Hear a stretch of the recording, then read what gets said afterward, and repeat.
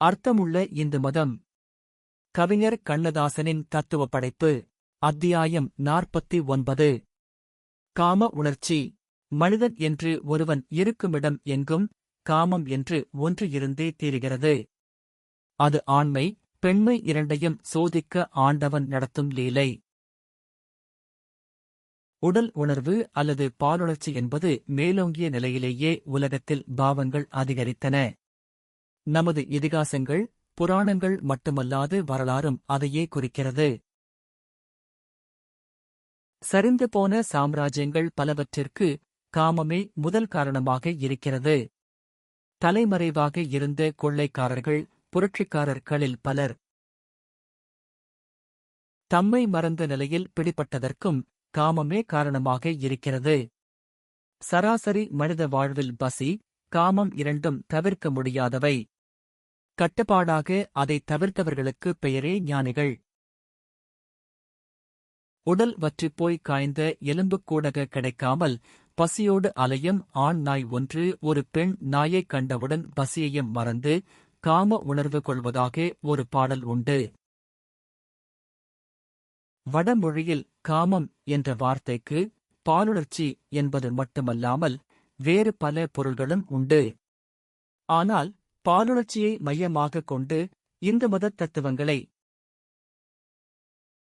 ஆராயப் புகுந்தால் அதை தவிர்ப்பதற்கு அது சொல்லும் வழிகள் ஏராளம். முதலில் சந்நியாசிகளில் ஒரு வகையினர் நிர்வாணமாக இருப்பதே இந்த உணர்ச்சியைத் தவிர்க்கத்தான். பார்ப்பதற்கு அருவருப்பான ஒரு தோற்றத்தை தான் பெற்றிருந்தால் பெண்களுக்கு தன்மீது ஆசை வராது என்பதே அந்த நிர்வாணத்தின் நோக்கம். ஆடை அணி மணி அலங்காரங்களினால் மூடப்பட்ட உடம்பு சுருதியைத் தூண்டிவிடுகிறது. அழகாக அலங்கரிக்கப்பட்ட சிகையும் க்ஷவரம் செய்யப்பட்ட முகமும் பெண்களின் உணர்ச்சித் தந்தியை மீட்டிவிடுகின்றன. ஆகவே அலங்கோலமான உருவத்தை செயற்கையாக தேடிக்கொள்வதே ஜடாமுடி தரிப்பதன் நோக்கம். அவர்கள் வெறும் கோவணத்தோடு இருப்பதற்கும் காரணம் அதுதான். அண்மையில் ஹரே கிருஷ்ணா ஹரே ராமா இயக்கம் அமெரிக்காவில் வெகு வேகமாக பரவத் தொடங்கியதும் அங்கு ஏற்படுத்தப்பட்ட ஆசிரமங்களில் ஒன்றில் ஒரு பொது யாகத்தைத் தொடங்கினார்கள். சுமார் 12 ஆண்களும் பெண்களும் ஒரு ஆண் ஒரு பெண் என்று மாற்றி மாற்றி வட்டமாக தொடையளவு தண்ணீரில் நின்றார்கள். ஒருவர் தோள் மீது ஒருவர் கை போட்டுக் கொண்டார்கள். ஒருவரது அங்கத்தை இன்னொருவர் பார்த்தாலும் தோளிலே கை போட்டுக் கொண்டாலும் உணர்ச்சி கிளர்ந்தெழாமல் அடக்க வேண்டும் என்பதே இந்த யாகத்தின் நோக்கம். லைஃப் என்ற பிரபல ஆங்கில பத்திரிகையில் இந்த படத்தை நான் பார்த்தேன். உடம்பு ஆரோக்கியமாக இருக்கும்போதே காம வேகத்தை தவிர்ப்பதற்கு இந்து மதம் வழிகாட்டுகிறது. சகல உணர்வுகளையும் உறவுகளையும் துறந்துவிட்ட நிலைக்கு நிர்வாணம் என்பது பெயர். அந்த மகா நிர்வாணத்தை இந்து தத்துவங்களில் இருந்தே பௌத்தம் எடுத்துக்கொண்டது. இந்து மதமே உலகின் ஆதி மதம். சந்நியாசம் துறவு என்பவை அது உண்டாக்கியவையே.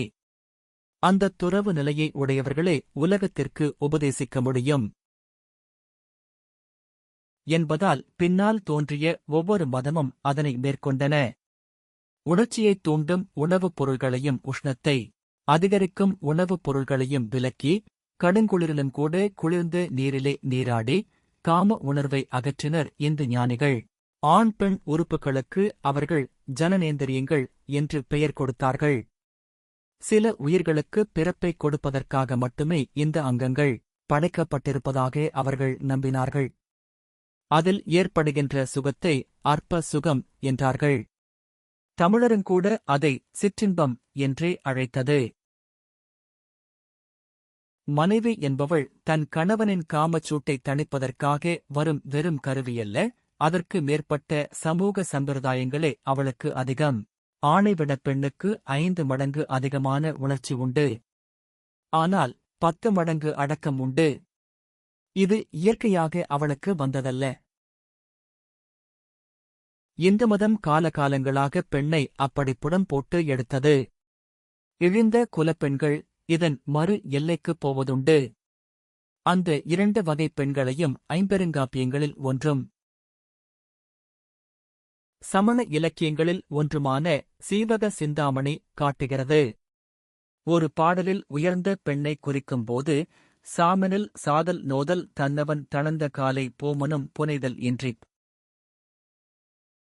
பொற்புடன் புலம்ப வைகைக் காமனை என்றும் சொல்லார் கணவர்க்கை தொழுது வாழ்வார். தேமலர் திருவு டொப்பார் சேர்ந்தவன் செல்லல் தீர்ப்பார் என்கிறது. தாழ்ந்த பெண்டிரைக் குறிக்கும்போது பெண்ணென படுவ கேண்மோ பீடில பிறப்பு நோக்கா உள்ளிரை உடைய வல்ல ஓராயிரம் மனத்தவாகும் எண்ணிப்பத் தங்கை இட்டால் இந்திரன் மகளும் ஆங்கே வெண்ணெய்க்குள் நெறியுற்றாற்போல் மெலிந்துபின் நிற்கு மன்றே என்கிறது. இந்த இருவகைப் பெண்டிரில் முதல் வகையினர் 190 பேராவர். 2ஆம் வகையினர் விதிவிலக்கில் சேர்க்கப்பட வேண்டியவர்கள்.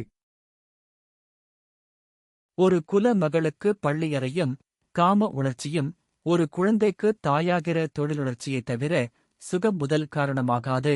சுகமும் அதிலே ஒன்று என்பதைத் தவிர அதற்கு ஒரு தனி முக்கியத்துவத்தை அவர்கள் கொடுப்பதில்லை. காரணம், இந்து மதம் அவர்களை அப்படி வளர்த்திருக்கிறது. கணவனிடம் அத்தகைய சுகம் கிடைக்காவிட்டாலும் குழந்தைக்கு பாலூட்டுவதிலேயே அதைப் பெற்றுவிடுகிறாள் ஒரு இந்து பெண். காமத்தின் மின்சாரத் தாக்குதல் நற்குடி பிறந்த இந்து பெண்களிடம் பலிப்பதில்லை. ஆனால் ஆடவர்களது நிலை வேறு. அவர்களது இரத்த அரிப்பு அந்த எல்லைக்கும் அவர்களைத் தூண்டுகிறது. லௌகீக மனிதனுக்கு இந்த ராட்சச அரிப்பு ஏற்படும் போது குலப்பெண்களைக் கெடுக்காமல் அவன் அந்த உணர்ச்சியை தணித்துக் கொள்வதற்காகவே தேவதாசி முறை ஏற்பட்டது. முடிந்தவர்களுக்கு ஏக பத்தினி விரதத்தையும் முடியாதவர்களுக்கு இந்த வகை வாழ்க்கையையும் அது அனுமதித்தது. ஒரே இதிகாசத்தில் ஒரே அரண்மனையில் இந்த இருவகைக் காட்சிகளையும் அது காட்டிற்று. தசரதனுக்கு 60,000 மனைவியர் என்றது. அவன் மகன் ராமன் ஏகபத்தினி விரதன் என்றது. அது தசரதன் செயலை குற்றம் சாட்டவில்லை. ஆனால் ராமனின் நடத்தையை புகழ்ந்துரைத்தது. பல மாதர் உறவுக்கு அது நியாயம் கற்பிக்கவில்லை. ஆனால் அனுமதித்தது. அதே சமயம் ஒருதார வாழ்க்கையை உயர்ந்த இடத்தில் வைத்துப் போற்றிற்று. அதை தெய்வீகம் என்றது. மனித மனத்தின் சபலங்களை அங்கீகரித்து அதைத் தட்டிக் கொடுத்து மெதுமெதுவாக மீட்பதே அது செய்யும் பணி. எந்த உணர்ச்சியையும் அது அறுவை சிகிச்சை மூலம் தீர்க்க விரும்பவில்லை. அங்கீகரித்து திருத்தும் நாகரிகத்தை கையாண்டது. நீ பன்றியை கூடச் சாப்பிடலாம், ஆனால் உடலில் கொழுப்பேறிவிடும், பார்த்துச் சாப்பிடு என்று சொன்னதே தவிர கட்டளையிடவில்லை. எண்ணெய் ஸ்நானம் செய்து அன்று மனைவியோடு உறவு கொண்டாள். சிலருக்கு ஜன்னி காணும். அந்த உடற்கூற்று உண்மையைக் கூட அது நாகரிகமாக தரித்திரம் பிறக்கும் என்று சொன்னதே தவிர ஜன்னி காணும் என்று பயமுறுத்தவில்லை. அது காமத்தை ஒருவகை குற்றமாக கருதவில்லை. ஆனால் குற்றங்களுக்கு காரணமான காமத்தை அது கதைகளிலே விவரிக்கிறது. இளம் விதவைகள் வேதம் படிக்கிறார்கள், புராணம் படிக்கிறார்கள், இதிகாசம் படிக்கிறார்கள். உணர்ச்சியடங்கி விடுகிறதே. எப்படி? அவர்களே நமது வாரப் பத்திரிகைகளையும் மாதப் பத்திரிகைகளையும் தொடர்ந்து படித்தால் என்னவாகும்? சராசரி மனிதனின் தவிர்க்க முடியாத உணர்ச்சியாகிய காமத்தை இந்து மதம் எவ்வளவு வைதிகமாக கையாளுகிறது. காமம் எப்போது பாவமாகிறது என்பதை அது எவ்வளவு அற்புதமாக விவரிக்கிறது. இந்து சாஸ்திரங்களில் ஓரிடத்தில் உடலுக்கு ஏற்ற உறவு எது என்பது கூட கூறப்பட்டிருக்கிறது. தன்னைவிட 10 வயதுக்கு மேல் அதிகமான ஒரு பெண்ணுடன் ஒருவன் உறவு கொண்டால் அவன் உடம்பு மெலிந்து முகம் களையிழந்து போகிறது. வயது குறைந்த பெண்ணோடு தொடர்பு கொண்டால் முகம் பிரகாசமடைகிறது. ஒரு மத சாஸ்திரம் இதை ஏன் விவரிக்க வேண்டும்? 1. ஒரு ஆரோக்கியமான உடம்புக்கு பொறுப்பேற்றுக் கொள்வது. 2. 10 வயது அதிகமான பெண் குறைந்த வயதுடைய ஆணுடன் தொடர்பு கொள்ள வருகிறாள் என்றால், 1. அவள் கெட்ட நடத்தையுடையவாக இருக்க வேண்டும், அல்லது இன்னொருவன் மனைவியாக இருக்க வேண்டும், அதைத் தடுப்பது. அப்படியென்றால் குறைந்த வயதுடைய பெண்ணோடு தொடர்பு கொள்வதைச் சிலாகித்து பேசுவது கற்பழிப்பதற்கு வகை செய்யாதா? இல்லை, அதனால்தான் அது பல தார மணத்தை ஏற்றுக்கொண்டது. நீ எதை விரும்பினாலும் அதற்கொரு அளவை நிர்ணயித்து அதை அனுமதித்துப் பின் உன்னை ஞானியாக்குவதே இந்த மதம். காம உணர்ச்சியிலும் அதன் கட்டம் அத்தகையதுதான். எப்போது காம உணர்ச்சி பாவமாகிறதோ அப்போது தண்டனை கடுமையாகிறது. இந்த மதத்தின் பயமுறுத்தல் என்பது அங்கே மட்டும்தான் வருகிறது.